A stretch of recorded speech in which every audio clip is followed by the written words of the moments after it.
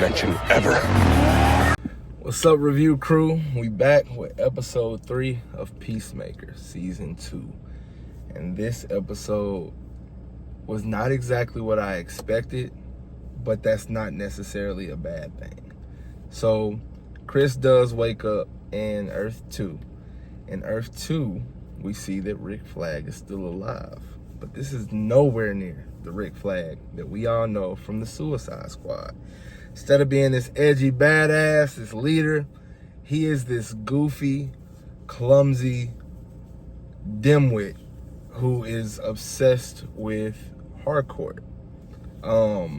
As we talked about in the last review, Keith, Chris's brother, mentioned the fact that she was messing with a jarhead. I speculated that it was Green Lantern. Boy, was I wrong. We probably ain't gonna see Green Lantern until his show. I hope not. I hope I'm wrong. But he's not even a jarhead. He was in the army. So it makes it even more funny that Chris and Keith call him that, which Amelia said that they're the only two people who do that shit. But he's obsessed with her. We see that they're really good friends, but he wants more and she doesn't. She still is kind of stuck on Chris, which we find out later. He wakes up, he's hungover, looks at his phone, sees that he's supposed to meet up with her at 12. It's 11:35. He's fucked up. He hurries up and gets dressed. This motherfucker dresses like fucking Vice City, like Grand Theft Auto or some shit. Looked like Scarface or something. It was crazy, man. Pleather fucking pants with a goddamn Miami Vice looking ass shirt. But all in all, he goes to meet up with Harcourt, and that's when we see how Rick Flag, how dim-witted he is in this universe. They go out for a walk, and the Sons of Liberty show up. When the Sons of Liberty show up, they're basically going around these different governmental agencies and blowing those bitches up, like, until I can't remember what their purpose was, but they're blowing up all these governmental agencies. Basically feel like, you know, it's unfair, like radicals in our Earth, basically. Chris ends up having to defuse a bomb, but not before he goes ape shit with no suit, man. He like demolishes, I think they said it was 9 assailants. He demolishes all of them, goes completely berserk. Like, Chris is, man, look, quit playing with Peacemaker, man. Peacemaker is really one of them, for real, for real. But he goes crazy, and as the helicopter that's there to pick the assailants up is flying away because they know that their plan is foiled, his brother Keith comes through in like an Iron Man looking suit and like just obliterates the fucking helicopter. It falls down, blows up. Everybody's cheering. Everybody loves Peacemaker in this universe. Like, he is like how people viewed Superman before the tape came out with his parents saying that he was here to destroy the Earth. Like, they love him, and it's like, it's a little overbearing for Chris, but he also loves it at the same time. Y'all know how complex his character can be.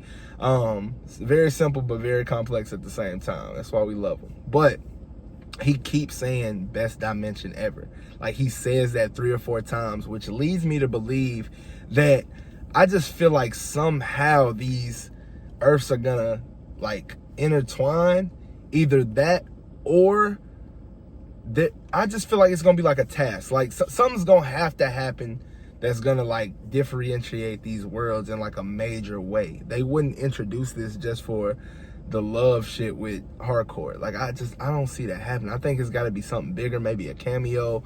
He's got his brother there. Maybe his brother comes back and his dad comes back, because they're really good people on that side from what we can see right now. They just seem like legit, like just heroes that's trying to save the day, keep the people safe. In Earth 1, it's not anything major. Ads is going, basically trying to figure out what's going on between Chris and Harcourt. She really can't get any information out of her. Our Harcourt is like very hardcore. She's not really going for that information. She ain't trying to let people know she has feelings for Chris, even though you can tell she does. And of course, ads tells her like, hey, Chris is in love with you. And she kind of downplays it. We have Economos is he gets a call from Sasha Bordeaux, and she's like, hey, like, we need you here. You didn't tell us about this this duck. Of course, they reference the the bird blindness of Flurry. So he's like, it's an eagle. Of course, we know that. And it's more so like, it's kind of setting up the raid that's about to occur in Earth 1, while Chris is in Earth 2. He does eventually make that return to Earth 1, and it's like just in time for us to see what's gonna happen in the raid, and that is the end of the episode. This one was a bit of a filler episode, but it had important parts. Like, we see that he was damaged on this side, and he was an asshole. He's cocky, he's arrogant, he's this, he's that. He's a hero, but the person that he is in our Earth is so much better, and he is appreciated on this Earth a lot more, and that's what he doesn't have. You know, I talked about him wanting to have a purpose, and our Earth, he can't find it. He never seems, he's never able to seem to find it. If I said that right, I might have said that mixed up. But in Earth 2, he has what he wants, and being so like, you know, like, this is where he is actually from, but this is where he wants to be. I really feel for Chris, man, and I just can't wait to see how the story unfolds, man, with these two Earths. It's here, man. Judo Master also makes his return in Earth 1 to work with Economos as well. I guess he was recruited by Argus. So that's going to be some fun, because Economos and Judo Master, they fucking hate each other. He sees him, he's like, hey, fatty. No body shaming people. But yeah, it's going to be an exciting season, man. Like, they've hit the mark each episode.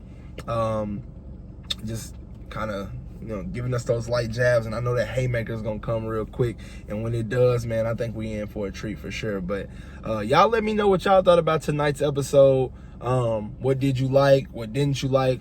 What do you think is gonna happen with the two Earths? Are we gonna see some cameos? Give me some cameo predictions or something like that, man. But yeah, Peacemaker season 2 episode 3, that's a wrap, and we're gonna leave that one in the rear view.